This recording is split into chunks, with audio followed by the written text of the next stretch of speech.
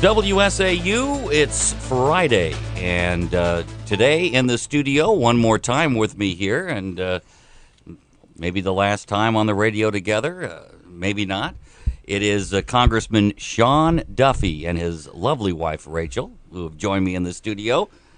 Good to see you two. Good morning, Pat. Hey, Pat, thanks for having us on. Maybe in this setting where you're interviewing us, so maybe next time we'll be together talking policy. In another setting. That's right. Yes, that's right. You know, last night Packers were on, and your commercial popped up with all your lovely kids. Was that tough to do? I mean, was it 30 seconds we saw, but did that take like all day to film? Out of all the commercials we filmed, that was probably one of the easiest. We had a lot of fun down at Lumberjack Bowl up in Hayward. All the kids were there, and we just shot a number of different things with the kids doing different sports. And, I liked my son sawing in the axe throw with my daughter, but one of the favorite parts of that commercial is my little 5-year-old who just turned 6, John Paul, on the log rolling. And you see this skinny little kid up there, and he's trying to roll, and that's one of the things. I thought you were going to let him fall. Right. No. Say, hey, this is life. But I had them all out there; they're all rolling. But that's the one clip that we use is he's up there, and it's kind of part of our history as the Duffy clan and the Duffy family, and so we start them young, and they really enjoy it. It's a grandma's commercial. It's all about her grandkids. So my mom's really happy with that commercial. It was hard at the end, though. If you notice on the last shot, John Paul, they pass over him quickly, but that last shot, he did not want to cooperate. And he sat there and he was like, pouty. And if you look at it, he was totally on strike. He was like, I'm done. That was the last family photo of us together. Yeah, he was not happy. We tried bribing him. Nothing worked. Wow. So finally we just, said let's do it, and you I don't watch think them. Anybody's not been there where their kid doesn't want to cooperate with the pictures. So, and of course on the good side of all that, then you also have the other side. As you mentioned, you are in the top 5 of targeted races by Nancy Pelosi in Congress. So we're going to see a lot of these PAC commercials on, and they had that little one funny where a couple of lobbyists supposedly said these seats are bought for, and trying to. Before you talk about that, what's that like, Rachel, with kids seeing negative commercials about their dad? It's not easy. I think, we started seeing this as soon as he was elected almost, and when we were up in Ashland, we didn't see as many commercials during the campaign last time. But once he was elected, they've been going at him hard. Even last fall, there were things. We have to sit him down. We have to talk about him. Sometimes they, ask us questions. We're learning to just turn off the TV because I think it can be stressful. It can be stressful on the parents, and then, the energy of the parent, whether we know it or not, sort of disseminates throughout the family. So we just are learning to turn it off and keep our skin as thick as we can. But as a spouse and as a kid, it can be tough. Yeah. And sometimes there's some of the attacks that they'll watch, and for some reason a young kid will find it to be funny, and they'll start to rib me on a commercial sometimes. And, I got to put up with that as well in my house. But usually we try to keep them away from it. But you mentioned this new about the lobby. They're going to try everything, and I imagine, lobbyists are all over, from the State House here in Madison all the way to Washington. Do you have like an alarm that goes off when a lobbyist comes through your office? Yeah, listen, there's been people listening to your program. Many of them or many of their colleagues have come out to see me in Washington, D.C. to advocate on different issues or topics, and I do the best job I can to see virtually all of them, unless I'm on the floor voting. But this is an ad that has been put together by George Soros' son, who's funded this ad, and you're going to see a lot of big liberal money come in and try to buy this seat. And, for us, it's laughable because, here I have done about 50 town halls or coffees with your congressman. I'm at every parade, every fair, every festival. At one point, people were like, okay, I know if I want to talk to you, I can find you. We set up a mobile office that travels all over the district so we can bring congressional services to every community in a very sprawling and rural district. And so when people see those ads, they also, this was a cookie cutter ad that they just put, my name in and my picture in, and they put it in, do the same thing for 4 or 5 other congressmen in their districts. And I think people don't believe this kind of stuff because they've spent 2 years with me and they see how hard we work and how much I'm out there. I can't tell you that. I'd say the number one thing that people say to me is just how accessible he is. That he is everywhere, and that they've never seen that before in a really, really long time in this area. So I'm really proud of him. And I think that commercial maybe doesn't work because people know they can access their congressman finally. Well, I tell you what, in the 12 years I've been here, you're the only congressman of the 7th District that's been on this radio station. So, and listen, and the others have been invited.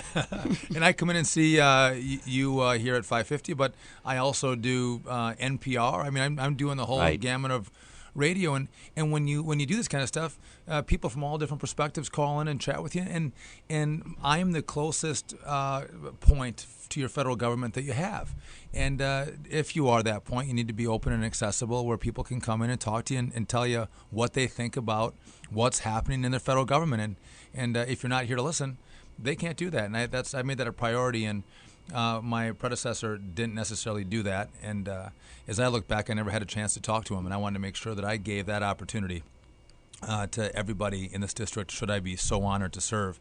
And I think, if you look around central and northern Wisconsin, I mean, people work hard. This is a hard-working area, and they expect their member of Congress to work just as hard or harder than they do. And that's why I get out there all the time. Rarely do we take a day off. Actually, we incorporate our family life into what I do for this job. The kids come and do parades with us. They rollerblade. They'll come to fairs, and I'm shaking hands and talking, but then we'll take a break and go do some rides or slides or cotton candy. But we incorporate them into what we're doing, and rarely do we get a full day off. But I got to tell you, I enjoy it. This has been an honor of a lifetime to serve in this district and in the area that I love. Well, and then, Wisconsin's a hotbed of what's been going on here lately with the recalls, and now Paul Ryan. You haven't maybe had a chance to at least tell our audience what you think about Paul Ryan, and both of you, your thoughts about him being named the pick of Romney for vice president. Listen, I'm excited about it. I got to tell you, so we were up late that Friday night watching a movie together, Rachel and I were, and so as the news broke that it was going to be Paul Ryan announced the next day on the USS Wisconsin. Then we woke up the next morning and saw him, run down and give his speech, and it was almost a tearjerker for us. We were really excited for Paul. So proud of him. So proud. But about 10 minutes after he got off the stage there, my phone rang, and it was Paul, basically saying, "Hey, Sean, just want you to know I'm applying for a new job." And I had seen him a couple days before, and he knew, and he hadn't mentioned it, and said, "I wish I could have told you, but sorry, I couldn't." So it was pretty neat. I think he called the Wisconsin delegation and some other members he's closer with to just obviously tell us that he's running, and obviously we all knew. the President Obama and the Democrats calling him an extremist with his budget, with his Medicare. I mean, for the listeners out there that don't know him as well as you two, I mean, extremists. So what's the real definition? Well, what's the real definition of extreme is when you don't put out a plan to balance your budget ever, and that's what the president hasn't done. What's extreme is to borrow $1.2 trillion a year every year and have trillion-dollar deficits as far as the eye can see. What's extreme is that you would allow Medicare to go bankrupt in 12 years. This stuff is unacceptable. This is extreme. And here Paul put out a budget with his fellow House members, and it's a budget that balances in 30 years. I mean, it takes a long time to balance because there's no radical and rash cutting. It's a capping of spending. It's a reforming of the tax code, and it's fixing our Medicare system in a way that preserves the benefits to our current seniors and those who are about to retire, and gives some options to future generations of retirees that actually save the program. And what's laughable to us is we now hear this Medicare debate go on, and as Democrats try to get on their soapbox again and attack Republicans, with Paul on the ticket, it has helped us expose what the president did in Obamacare, what he did to Medicare, and which most of your listeners have heard about this, and I've been talking about it for a year and a half. It's just that we now have a huge microphone to amplify this message. The press hasn't been talking about it until now. That's right. Yeah. They haven't. And that's what Paul said. Yeah. He said, I'm welcoming this to get it out. and let you're familiar with it, so I'll let you explain it a little bit more. Because what's being said is, Paul Ryan, nothing is touched for the seniors 55 and older. It stays the same, but what the Democrats are saying is that the burden will fall on them by doing that and making vouchers for younger than 55, that the expense for the 55 and older will increase. Is that accurate? No, absolutely not. But at first, I think it's important to take a look at what the Democrats are doing, what the Democrats have voted for in Obamacare. And so beyond the taxes, beyond the mandate, what they do to Medicare is they take $716 billion out of Medicare, and they say it's savings or reductions in payments. They take that $716 billion, instead of leaving it in Medicare to shore up that program that's going bankrupt in 12 years, they take it out and they pay for a benefit for somebody else in Obamacare. And if you talk to seniors, they are angry and they're frustrated that Social Security has been robbed for generations, that money's been taken out and used for someone else. Now with Obamacare, seniors are being robbed again. Their money's being taken out of Medicare and being used for a new promise for someone else in Obamacare, and we think that's wrong. They also set up a ration board called the Independent Payment Advisory Board. It's 15 political appointees. And what they do is look at reducing reimbursements for senior procedures. And so if you pay the doctors, the hospitals, and clinics less for procedures for our seniors, you impact the quality and the access to care. And so the Democrats are the ones who are changing Medicare the way we know it. And they're robbing it, taking money out for a plan that, and a set of people who haven't paid for it. And rationing. And rationing care, yeah, it's a rating and a rationing of Medicare. If they take the $716 billion with the President Obama's health care initiative, what would that mean as far as prices for the 55 and older? Would their costs go up? Well, the solvency goes down. It's the program is less solvent then. I mean, they have less money in the program, so you have you can extend the program not as far into the future, and then we start to see a collapse of this staple of our retirement system, which is Medicare. And that's our concern. And so, listen, we say what we do differently is say, listen, first of all, to be clear, this is not some proposal. This is the law. The law right now is that $716 billion is coming out. That's because Obamacare is the law. That's right, yeah. So these cuts are happening. This is the law of the land. This money is coming out, and every senior should be outraged about it. What we do is say, take away this ration board, the IPAB board, get rid of them. What we do is we get rid of Obamacare, and so we're putting the $716 billion back in to Medicare. And what we do is we restructure Medicare in a way that says if you're 55 or older, you get the traditional promise of Medicare. You get exactly what you bargained for when you retired, or you get exactly what you bargained for when you were setting up your savings for your retirement. Mm-hmm. If you're 54 or younger, we give people an option. We say, listen, if you want to stay in the traditional Medicare system, you can. Or you can go to a system called premium support where we're going to set up a Medicare exchange, a whole bunch of different programs, kind of like the federal system. They have slimmed down models, they have souped up models, everything in between. And as an individual, you can go in as the government's giving you your premium support and pick a plan that works for you. And your family. And we think that's important to breed choice and competition into the system, which I think people really want, and we think it'll drive cost and prices down. Well, and it means, too, that people like your guys' age or a little younger is going to have Medicare waiting when they get to that age. So Exactly. that's very important. But clearly, I mean, this is a good conversation to have. And again, you have a group of people who are putting ideas out, which is the House Republicans, to fix the problems that we face, and we have no problem talking about them. And we'll talk truthfully about our plan and truthfully about their plan, and let the American people decide what is the best way to move forward. Well, and if they don't believe that $716 billion is what's going to be taken out, I saw a letter from the CBO, the Congressional Budget Office, that stated with the repealing of Obama, they don't call it Obamacare, the Affordable Health Act, the Medicare would be reimbursed $716 billion. That's right. So it is in black and white by the government's Congressional Budget Office. So I'm always amazed when I watch the TV and hear the pundits and the Democrats say that the Republicans are afraid of this. I mean, I'm in the House with your congressman who's like so excited that what he's been talking about for the last, year and a half at town halls, where he's telling people they're going to take this money out, and people are starting looking at him quizzically because they don't know whether to believe him because they've never heard it anywhere else. Mm-hmm. So finally, what he's been talking about and what all the freshmen and all the other Republican congressmen have been talking about is being talked about in the mainstream media, and they can't run away from the law. It is the law. And one of what my frustration is this. Just think if Republicans had proposed taking $716 billion out of Medicare, the liberal media would have been all over every single Republican. And rightly so. Absolutely. And I sit back and I wonder, where's the media bringing in every Democrat and going, how could you vote to take $716 billion out of Medicare? How could you vote for that? Rarely do they ask that question. And even when we're here talking in the district, some of the media, they'll report on Paul Ryan's or the House proposal, but rarely do they report on this money going out of Medicare.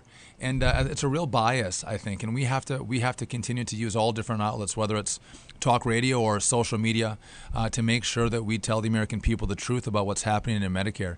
And there's one party that's trying to preserve and protect it for our current seniors, and there's the other party that's trying to raid and ration Medicare to pay for a promise for somebody else. We think it's wrong. Boy. And of course, earlier this year, too, the Democrats tried to use a strategy of war on women, Republicans' war on women. Now, I know, Rachel, that you're going to be joining Women for MIT. Ladies, guys, today the Women's Coalition rollout will have a press conference as Lieutenant Governor Rebecca Clayfish and State Senator Alberta Darling will be at IRO Waste and Recycling at 1040 Indian Head Drive in Wausau at 3:10 this afternoon. And Rachel, you'll be out there? I will, because what we're going to talk about is that the real war on women is how women are being affected by the Obama economy. And so there will be business people there who will talk about business women, business owners who are females, who will talk about how this economy is affecting their business. We know that women are experiencing poverty rates at a much higher rate than we've seen in recent history under the Obama economy. And then, I'm there to speak as a mom. We are the ones, filling up the gas tanks and going to the grocery store, and we're seeing the prices go up all over the place. So many of my friends who have college-age kids or kids who just graduated are seeing those kids move back home, live in the basement, and face, a start in life that's just not like what Sean and I faced when we graduated from college, which was a time of a lot of opportunity. I can tell you that, my father is Mexican-American. My mother is from Spain. I have cousins who spent time in the European economy in Spain, who basically there were unemployment levels of, that we're seeing here, and they've pretty much see a lost generation. Young people who in their 20s face this level of unemployment don't get the skills and the work ethic that they would normally get under a normal economy without this kind of unemployment. So I think women are being affected very, very negatively by the Obama economy, and I think that's what we're going to talk about today. That'll be good. Actually, IRO, of course, they say Wausau because I think this might have been put out by the Mitt Romney folks, but it's actually Mosinee that IRO is located at 1040 Indian Head Drive out by the golf course and the airport there. So that'll be very interesting because, it is the way the media portrays things. It's like always attacking women and rights, but the biggest attack is the economy. The economy. And that's what everyone's talking about, isn't it, Sean? Well, when families are hurting economically, we know that families are hurting. It's very stressful on moms and dads, and I think that's the real war. Well, and listen, if you've had 4 years to turn the economy around, in 2 years exclusively with all Democrat control, and it's still sputtering. I mean, this is the longest and the lamest recovery since World War II. If you don't have a record on the economy and jobs that you can run on, and people are still in some very difficult times, you need to change the conversation, and you need to do whatever you can to change the conversation. And there's been a compliant media out there working with the president to change the conversation about what people really care about, which is, listen, as Rachel said, moms who have kids that graduate from college, they can't find jobs, that move back into the house. Man, that's a tough strain on the whole family. Or helping out take care of your parents or your siblings, families who are sticking together during tough times. That puts pressure on everybody, and that's one of the main concerns. But the president doesn't want to talk about that. The Democrats don't want to talk about that. There's a diverting and a distracting going on. But we're going to keep our eye on the ball, which is, listen, there's pro-growth policies that we've passed in the House that can kickstart this economy, that can take government, get it out of the way, let the private sector do what it does best, which is expand, grow, compete, and create jobs. But that's not the mentality of this administration. And frankly, I think most small businesses feel like they're under attack when people ask, where are the jobs? It's like, listen, when you're telling job creators that they didn't create that, they didn't build that, that is the mentality of this administration that says we don't believe in the private sector, we believe in a government-run economy. Can you guys stick around a couple more minutes after news? Sure. Absolutely. Okay, we're talking again with Congressman Sean Duffy, his wife Rachel, and we'll come back with a few more minutes, and also later in the hour, Doug and Amy Palmer, a father and daughter, co-authors of a sci-fi novel. We'll learn about that. News is next. News now from AM. WSAU, as we again talk with Congressman Sean Duffy and his wife Rachel that are in, and this is the month of August where it's all the legislators come back to their home districts and are able to meet with the people. But do you guys ever fit any time in for your family? I mean, 6 kids, they don't see dad as often as they used to. You probably family time together, and even like you said, you watched a movie together. That's a rare commodity. We try to divide them out, divide and conquer when you got 6. So if Sean goes to an event, a lot of times he'll take 1 or 2 kids with him and we'll rotate them out. A lot of times even some of that car time is good quality time.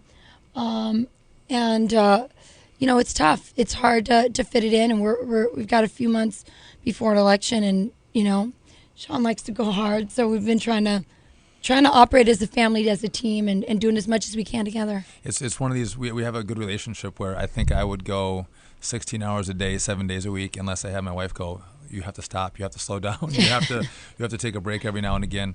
But we took a couple days, the 5th and 6th of July, a little downtime, but there's not a whole lot of days off. But you know what, I enjoy it, and we spend a lot of time with the family too on the road. So as we look forward, there's going to be a lot of things said, a lot of money spent here. I mean, we anticipate there will be $3 to $4 million dropped. Wow. In this negative district. ads, yeah. And you'll see against us at least $1 million or more in the Wausau media market. And anyone who buys media, you know how much $1 million buys. So it's important that we get out and talk to people, and we include the family as a part of it. But that's why it's so important for us to really make time when we can for the family and to stay strong, because it is it can be very wearing to go through that gauntlet. And then you guys, as public as people have seen you, you've been on commercials, you, Sean. So when you go out, it's really almost like a celebrity of some sort. You can't anonymously go through a crowd. I don't know about that, but no. Listen, when Halloween comes around, because the year before Sean was here, it was campaign time, and so this year the kids said to him, "You cannot go trick-or-treating with us unless you wear a mask," because you get slowed down and they can't get as much candy as they want. We stop and talk at every house. That sounds like a very free market type of kids there.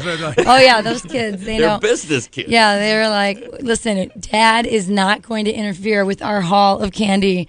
So they. But you don't take 35% of their candy haul after you're done. Okay, that's good. No. And we're not going to let it go up to 45% this year. That's good. We're going to push back, but no, it's a good balance for both of us, and I think Rachel provides that for me. I mean, I go hard, and but no matter what you do in life, if you don't have balance, you can't be successful. And again, I think I'm a good congressman because I'm a good husband and a good father too, and we try to balance that out between the two of us, making sure we hit a stride in a very challenging environment, but hit the right stride with the whole family. All right, that's pretty intense. So now you're in a campaign mode. Well, how different is it this time around, being in office, an incumbent, and campaigning? And let's take a question here first. I guess we got a gentleman about the economy. Bruce is on with us. Bruce, good morning. Yes, good morning, Pat and Tom. Sean, I think you're doing a really good job, but I have just a couple questions here.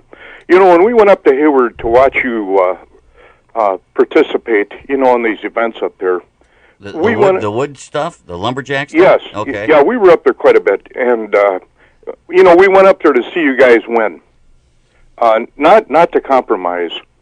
And you know, when we go to watch Tom and his team play, I expect him to win. And when we watch the Packers, I don't want to see a draw or some sort of a compromise on the field. I'd like to see him win the game. And the only thing I can say is that, say if you're going to go into something like this, like a boxing match, please take off the marshmallows and put on the hard gloves, and no more Mr. Nice Guy. And there's one other thing I want to comment on, and I'll take myself off the air here, right. Pat. When you go into all these big stores around Wausau, and it doesn't matter if it's Wausau or Minneapolis or Madison, I would like to be able to go in there sometime in my life while I'm still alive and find at least 5 to 8% of the products that they sell are made in the United States. And I'm speaking of something that you use every day, not some sort of a guided missile or a B-1 bomber or some super high technical device. And good luck to you, Sean. All right, thanks. Hey, Bruce, thank you. And just to maybe comment on your last point first. A couple years ago, I tried to. Rachel and I were on a mission to go. We're going to buy our Christmas presents for the kid. Well, I shouldn't say that. we were gonna look at some. Anyway, you can't find those things in America, and we made a true effort at that. And you can't. You couldn't find them here. Everything is made in China. Well, you know, even the light bulbs, we were going. I remember my dad would pull the same light bulbs out of a box for 25 years. The Christmas lights. The Christmas lights, exactly. And now we're seeing, you know, about every other year, because they're made in China. You got to get new ones. They're cheaper, but they don't last. But Bruce, you know, talking about the economy, I got to tell you, I think sometimes people lose perspective of what's happened. You had a lot of people in the Republican Party that were a bunch of hand wringers. They weren't willing to. They're big earmarkers. They're big spenders. The problem we face today is not a Democrat problem. It is a Republican and Democrat problem with regard to debt and deficits. America sent 87 freshmen to the House of Representatives, and we said we're not going to do business the way it's traditionally been done. We're going to go big. We want to put ideas on the table that fix the problems that we face.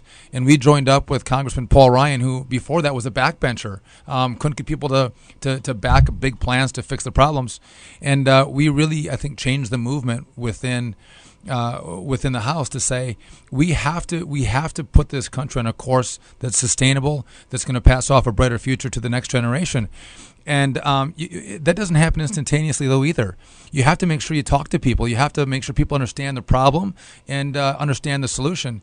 And you just can't one day wake up and throw something in the American people's face. You got to have this conversation over time so everyone is on the same page as to what the issue is and what the solution is. That's what we've been doing. You eventually think that you'll be able to reach some compromises where legislation can actually get passed? Because what's the point of the House Republicans suggesting legislation that has no chance of getting through the Senate or to be signed by the president, and then the Senate Democrats putting back legislation that has no chance of being passed by House Republicans. I mean, nothing. This is the most do-nothing Congress in how many years? I mean, so how do you get anything passed? Well, and I think it's a good point, Tom. We pass a lot of bills out of the House, and I would tell you, if I was to share all the things we have done on energy and reform with regard to regulation, a lot of Americans would agree with what we've passed.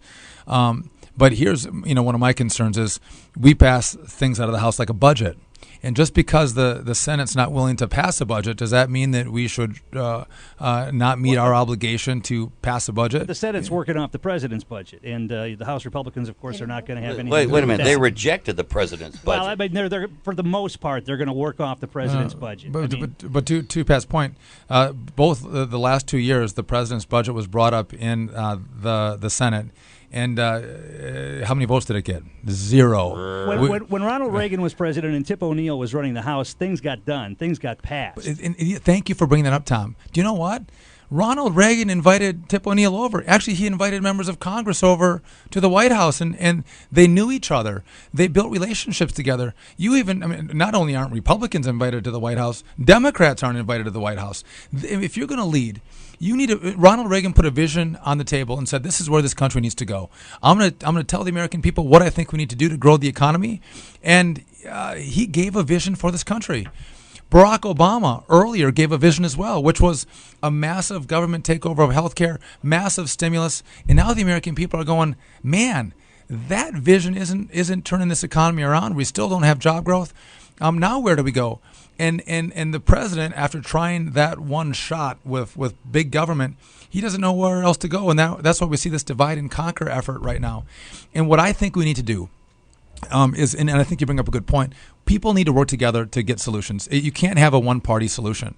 But my frustration is if we put out a budget that balances, that caps spending, that reforms the tax code, that fixes the entitlement system, how do we negotiate with a Senate that doesn't even put out a budget? There's no one to negotiate with. So usually we put out a proposal, they put out a proposal, and then you come together and you meet in the middle. Like you buy a car. You put an offer in a car, the dealer puts in a counter offer, and at some point you negotiate and you find a price that works for both of you. Well, if you put out a price for the car, but the dealer just says no and they don't respond, how do you ever get a price that works? Same thing with budgets. We can't get a deal because they're not willing to put their ideas on the table. And I'm going to tell you why they won't do it. They won't put a budget on the table because they don't want to tell the American people how much they have to cut or how much they have to raise your taxes to balance the budget. They're not willing to have that conversation. Not before November. Not before November. It's too difficult for them. And we've been willing to do it. And you're going to see a lot of commercials taking shots at me for being willing to be bold and vote for ideas that fix the problem. And I'll never step away from those votes because I think it's the right thing to do as a member of Congress. I have 6 little kids. I see little kids. I see the next generation all over this district, and I'm going to fight my heart out to make sure that they don't inherit this massive debt in an America that isn't as prosperous or has as much opportunity as the one that we all grew up in. All right, and then you also have trackers. What are these folks? Well, you asked if the ads are hard. Right. I'll tell you what, this tracker situation is very stressful. What's a tracker? I mean, is it like an electronic device they put on you? No, they're human beings. Human beings. So they're human beings that follow Sean wherever he goes, which is fine. I think if they want to follow him to town halls and different events. I don't like when they follow him in the car. I always think of Princess Diana. I always get a little nervous about it. But, when we were when Sean was first elected, about 3 days after, I was at an orientation luncheon. And that's when they walked in and told us about Gabby Gifford. So, I still get chills thinking about that day. And, we've had trackers follow and take pictures of people at our home. We have a neighbor who was taking pictures of babysitters leaving our house. I don't know what else. I don't know if he's operating independently. I know there is a concerted effort on the Democrat side to track members of Congress, to intimidate them. I understand it on the public side. I really feel very strongly that it's really not fair, inappropriate, or frankly civil for them to do it to families I could tell you, and children. People want to track me. I'm okay with that. I signed up for this. Come to my town halls. You see me at a parade. They stick cameras in my face. You know what? Fine. But when you come to my house, I have little kids at my house, and they're taking pictures, and doing Sean's things gone like that. I mean, Sean's gone 4 days a week. Right. So they're That's just to wrong. case our house and take photos of us. I think that's And I think there becomes a lack of civility then. And again, it's not then so much about an exchange of ideas or whatnot. It's more about gotcha, and it's this. I mean, I don't know if it's the Solowinski intimidation tactic, but when you have 6 little kids and a wife at home and you're in D.C., that's unsettling for a family, and I don't think that a community supports that kind of environment in central Wisconsin. Maybe other places, maybe in San Francisco, but not here. I'll tell you what I think. I think that the implications are much bigger than what's happening to our family. I think if this kind of intrusion on people's private lives continues, you're going to see good people not want to enter this arena, and I think that will be the real casualty for democracy.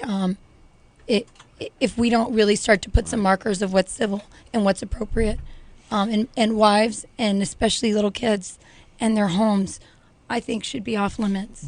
And there was a letter that went around from Reed Ribble and Dennis Kucinich, Democrat and Republican. A lot of members signed on to it, asking both the National Republican Party and the National Democrat Party to stop this behavior. And again, they said, listen, it's fine in the public sphere. Track all you want. Track away, film, record, gotcha. That's okay. But I mean, you have to leave people's families alone. You have to leave. I mean, there's something private about the family in the house that you have to leave alone. It's a sacred space. I think it's really terrible. And And frankly, I think everyone, no matter Democrat, Republican, whatever, would. Dennis Kucinich was a co-sponsor of that letter. So there is a bipartisan, but the Democratic Party has refused to adhere by the rules set out in that letter.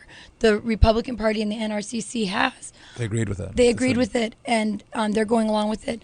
I really call on people on all sides of the issue to pressure those who are doing this to stop. I don't know. Can you hear the mama bear coming out in me? Oh yeah, I hear the mama. I wouldn't want you. I want you mad at me. We should have Tom call the National Democrat Party and put a good word into. Have a little more respect in the start in the family a tracking. campaign. Well, and the sad thing is, even what Governor Walker's family, Yes, and the legislators' family. I learned more when I went down to Madison about these legislators getting calls at their home where their kids answer, and they're getting death threats. The kids are hearing this. Yes. Now, folks, you disagree about policy, but when they do something like that, that's horrible. they tracked my babysitter all the way down the freeway, Taking pictures. taking pictures of her. And listen, Why? Are they going to try to make some story up or something? I don't know why they're doing this, but it's very unsettling, especially because my husband's gone, 4 days a week, and Well, and it's hard on a little girl too, who's leaving her house, going, "Why is this?" yeah, the person poor following babysitter. How do I get a babysitter to come over and help me out once in a while? Well, 6 kids, holy smokes! But I think, but again, it goes even back to Tom's original point. I mean, you want people to work together, you want civility, and yes, this in a way becomes a contact sport, and it becomes it's an aggressive business. But there has to be some rules, and I would also say to my fellow Republican colleagues, listen, there are rules with families and homes, and leave those alone. That is off limits. And I think even with this recall, if you look at a lot of the things that were done to Governor Walker, the places that he was protest, what they did to his house, I think that just turned a lot of independents and a lot of Democrats off. I think that there was a feeling that that's not who we are. We don't endorse this kind of behavior, and I think that didn't work in the favor of those who were doing that kind of aggressive tracking and protesting. All right. Well, it's been fun talking with you two here today, and I know folks will have a chance to see you again. Rachel will be out with Lieutenant Governor Rebecca Clayfish, State Senator Alberta Darling for Women for Mid at 3:10 this afternoon at IRO Waste and Recycling, 1040 Indian Head Drive in Mosinee. So talking more about business women and this economy. All right. Thank you for having us, Pat. It is excellent. If I don't have you on before the 31st, I know we're going to stay in touch, but I was glad to be here to be able to talk with you and when you were running the first time out. It was a pleasure. It has been a pleasure being in here with you, the great voice of conservative talk radio in Central Wisconsin. The education that's gone on during your tenure here has been fantastic, and we appreciate all you have done to expose different issues and educate people on what's going on on the national sphere. You've done a fantastic job, and I know you'll be successful in all your other endeavors. All right. Thank you very much. We're all going to miss having you in the morning. Well, thank really you very are. much, Rachel. All right. We got more coming up in a moment. Your roof is a key element in your home structure and appearance.